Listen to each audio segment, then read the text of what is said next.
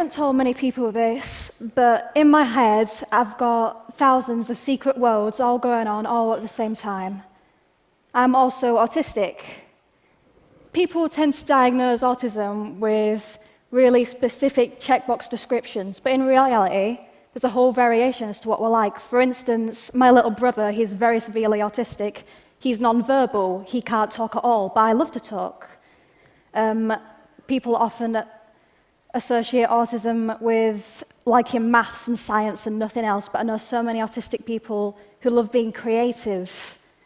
But that is a stereotype, as the stereotypes for things are often, if not always, wrong. For instance, a lot of people who think autism and think Rain Man immediately. That's the common belief that every single autistic person is Dustin Hoffman, and that's not true. But that's not just with autistic people either. I've seen it with LGBTQ people, with women, with POC people. People are so afraid of variety that they try and fit everything into a tiny little box with really specific labels. Like, this is something that actually happened to me in real life. I Googled autistic people are, and it comes up with suggestions as to what you're going to type. I Googled autistic people are, and the top result was demons. That is the first thing that people think when they think autism. They know.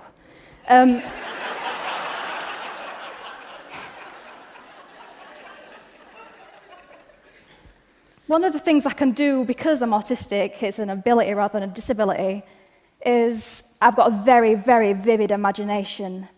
Let me explain it to you a bit. It's like I'm walking into worlds most of the time. There's the real world, the world that we all share, and there's the world in my mind. And the world in my mind is often so much more real than the real world. It's very easy for me to let my mind loose because I don't try and fit myself into a tiny little box. That's one of the best things about being autistic. You don't have the urge to do that. You find what you want to do, you find a way to do it, and you get on with it. If I was trying to fit myself into a box, I wouldn't be here. I wouldn't have achieved half the things that I have now. There are problems, though. There are problems with being autistic, and there are problems with having too much imagination. School can be a problem in general, but having also to explain to a teacher on a daily basis that their lesson is inexplicably dull, and you are secretly taking refuge in a world inside your head in which you are not in that lesson, that adds to your list of problems. Also, when my imagination takes hold, my body takes on a life of its own. When something very exciting happens in my inner world, I've just got to run, I've got to rock backwards and forwards, or sometimes scream. This gives me so much energy, and I've got to have an outlet for all that energy. But I've done that ever since I was a child, ever since I was a tiny little girl, and my parents thought it was cute, so they didn't bring it up. But when I got into school, they didn't really agree that it was cute. It can be that people don't want to be friends with the girl that starts screaming in an algebra lesson.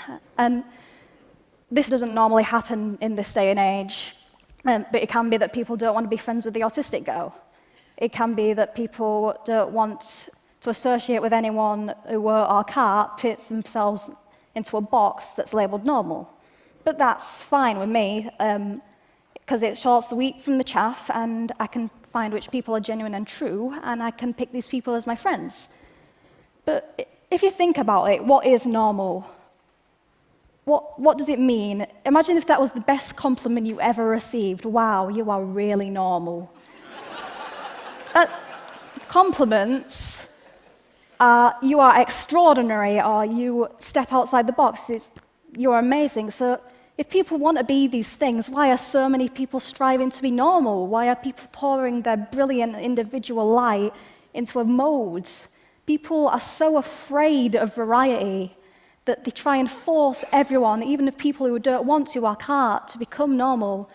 There are camps for LGBTQ people or autistic people to try and make them this normal.